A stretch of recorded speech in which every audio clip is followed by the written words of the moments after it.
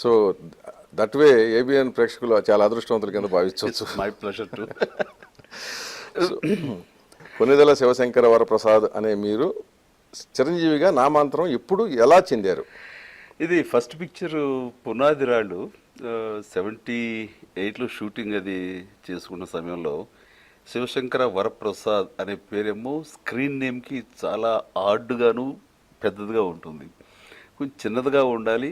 And గతంలో ఎవరికి ఆ పేరు అనేది ఉండకూడదు. శంకర్ అంటే ఎవరో ఒక ఆర్టిస్ట్ ఉన్నాడు, అప్పుడు స్నేహంలో యాక్ట్ చేస్తున్నటువంటి ఒక ఆర్టిస్ట్. శంకర్ బాబు అంటే ఈ బాబుల మీద నాకు అంత, అప్పటికి శోభన్ బాబు కూడా ఉన్నాడు, సోహన్ బాబు, ప్రసాద్ బాబు అంటే చాలా మంది ఆర్టిస్టులు ఉన్నారు. అంటే అది ఇష్టం లేదు, ఇంకేదైనా పేరు పెడితే బాగుంటుంది అనే ఆలోచనలో ఉండగా మరి అదొక చాలాసార్లు చెప్పున్నాను చాలా ఇంటర్వ్యూల్లో. ఒక కళలో నేను ఎక్కడో ఒక టెంపుల్లో ఉంటే బయట నుంచి నా స్నేహితుడు చిరంజీవి రా అన్నాడు. ఎవరిని పిలుస్తున్నావు? నిన్నే. అదేం పేరు అన్నాను. అప్పటిదాకా చిరంజీవి అనేది ఒక పేరు పెట్టుకోవచ్చు కానీ పేరుగా ఉంటుందని కానీ నిజంగా నాకు తెలియదు. అలాంటి వాళ్ళు ఎవరు నాకు ఎప్పుడు తారసపడలేదు. ఆ పేరు బాగానే ఉంటుంది, ఎందుకు ఇలా పిలుస్తున్నాడు ఏమో తెలియలేదు. తర్వాత నెక్స్ట్ డే మా అమ్మగారు చెప్పాను, అమ్మ ఇట్లా చిరంజీవి పిలిచారు, నేను ఆంజనేయ స్వామి గుడిలో ఉన్నాను అంటే, ఆంజనేయ స్వామికి పర్యాయ పదం ఇంకొక మరో పేరే రాది చిరంజీవి అని, బాగుంటుంది.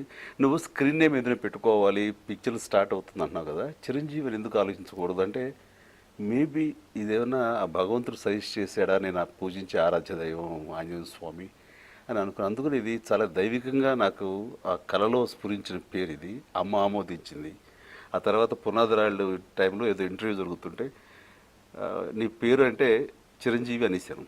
ఓకే, ఇంకా అక్కడి నుంచి చిరంజీవి అనేది అయింది. ఆ కళలో చిరంజీవి అని ఉచ్చరించిన ఫ్రెండ్ ఎవరన్నా గుర్తుపట్టగలిగారా? అలాంటి ప్రత్యేకంగా గుర్తులేదు కానీ నేను ఇంకా ఏదో శాస్త్రం పెట్టి దండం పెట్టుకుంటున్నాను. అది రావుల వారి గుడి, అక్కడ ఆంజనేయ స్వామి అందరూ ఉన్నారు. బయట నుంచి చిరంజీవి అని బయట నుంచి సంబోధిస్తే నా స్నేహితుడు ఎవరిని పిలుస్తానంటే, కాదు నిన్నే అంటాం అన్నది. ఇట్ ఈస్ చాలా తమాషా. స్నేహితుడు ఎవరు నాకు నిజంగా గుర్తు రావట్లేదు. ఓకే.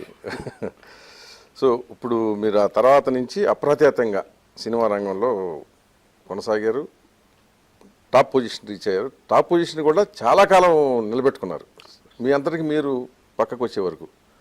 సో ఇంకెవరు కూడా మీ స్థానాన్ని ఆక్రమించుకోవట్లా మీరున్నంత వరకు. So even now you are called as a megastar. There is no other megastar.